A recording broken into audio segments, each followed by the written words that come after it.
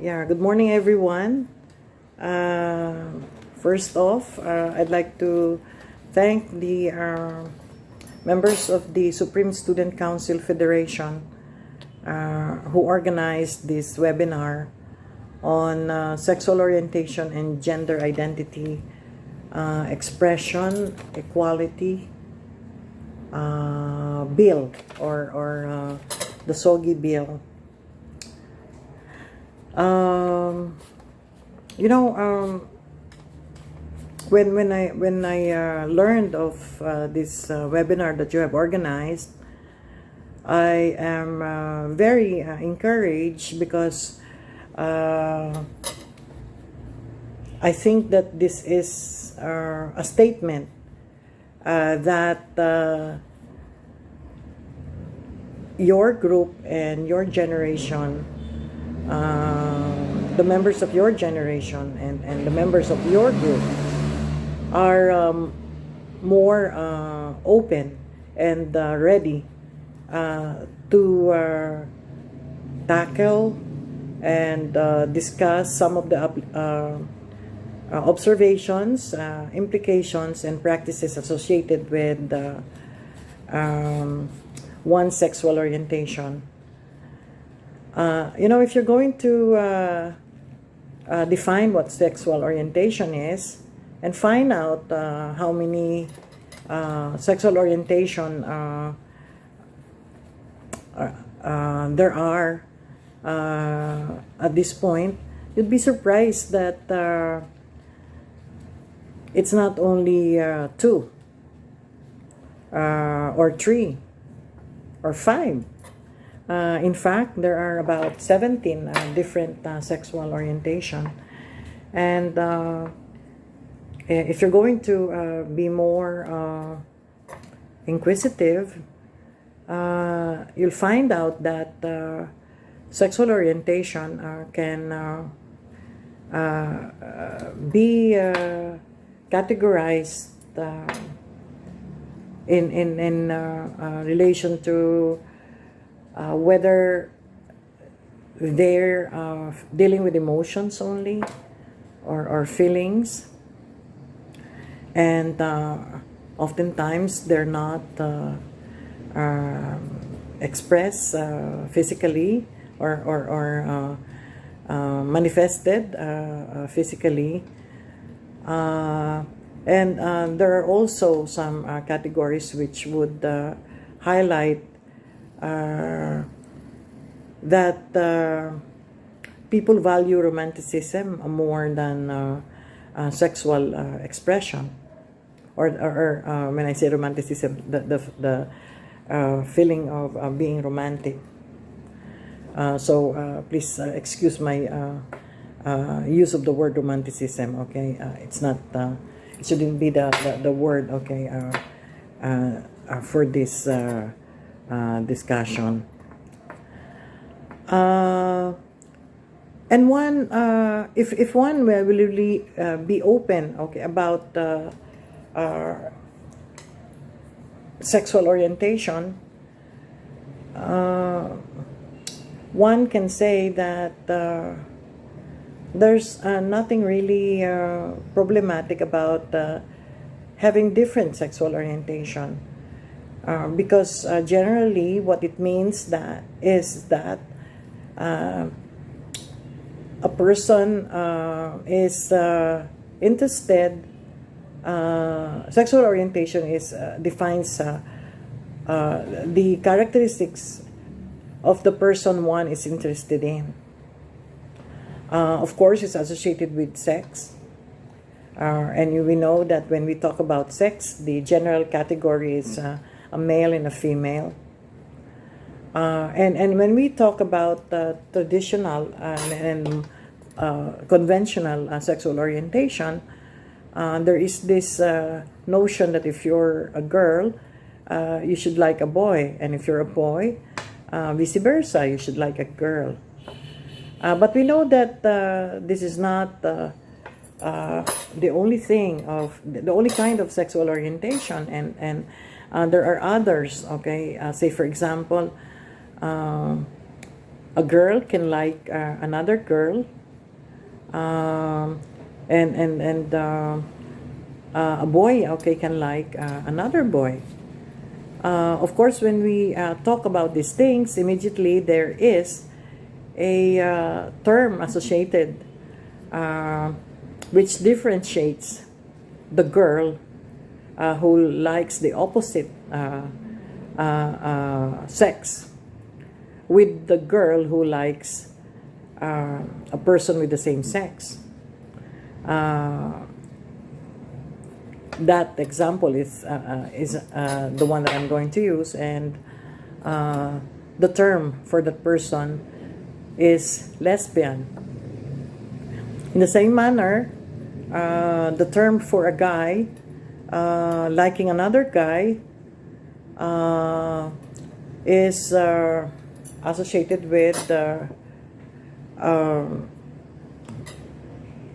term that they use is homosexuality, and that person is immediately termed as a homosexual, or maybe the less stigmatized term is gay.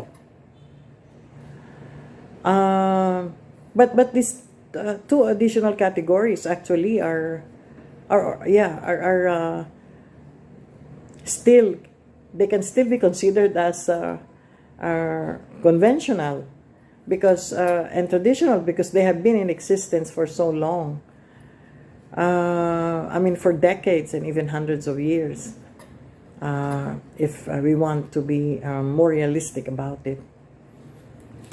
But you know that there are so many other terms that categorize, okay, the person with the different type of sexual orientation. And I wonder how this categorization help, no, in building up relationships, okay, which necessitate expressions of romantic feelings and manifestation of sexual interest. And the more things become more complicated, if one takes into account that in the categorization of people with different sexual orientation, the categorization is associated with a lot of religious beliefs, religious practices, and norms, okay, and shall we say cultural practices associated with different societies. And the more things become complicated because most of these religious beliefs and practices find their way into the legal system. And the legal system is the one that really defines how people will or are expected to behave, okay, in terms of expressing one's feelings and opting to have other sexual practices that are more that are in consonance with their sexual orientation. And often their expression in the legal sense, okay, basically controls how people openly states and practice their preferences as defined by their sexual orientation, or the preferred practices. Or when you say preferred practices, these are expressions of feelings associated with sexual acts. That's how I defined it anyway. So if we took the legal system into the picture, that means that one can be controlled and be given, shall we say, acceptable legal measures to constrict or control and limit one's expression, okay, of feelings and manifestation of sexual practices.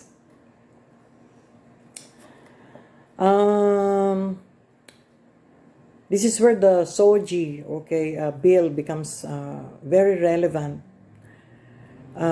because this basically opens different ways, okay, to handle the free expression of one's sexual orientation and their associated expressions of feelings and practice of sexual practices. And that's just on the personal level. In private sphere or in private relationship, these legal guidelines can find their way also on things that are observed in public spaces, which define how you express yourself. And one example would be the length of the acceptable length of hair, the type of dress or fashion,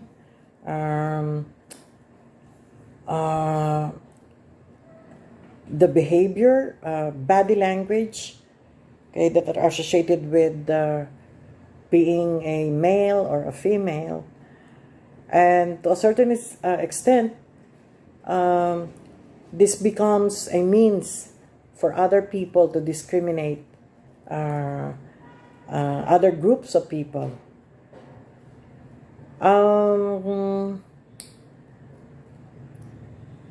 Often it leads to inequality.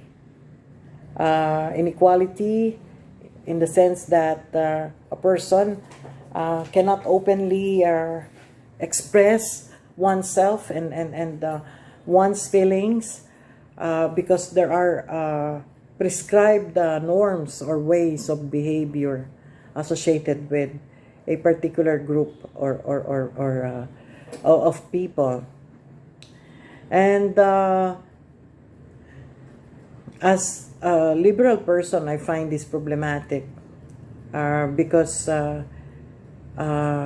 it makes it difficult for persons with different sexual orientation, and I mentioned earlier that there are 17 that are recorded, okay, to do things according to who they are and how they honestly perceive realities that are associated with human relationships. Having said that, I'm sure that this webinar will allow you to understand these things more, and I hope that in the process of understanding, okay, the intricacies and the need to deal with these intricacies will lead to a better situation wherein one can freely express and manifest and realize the things that are associated with being free, okay, to express how one feels toward another person, both in the private and in the public sphere. Good luck, and wishing you a very productive discussion, okay, and tell me later on some of the things that you will learn, okay, from a webinar such as this one.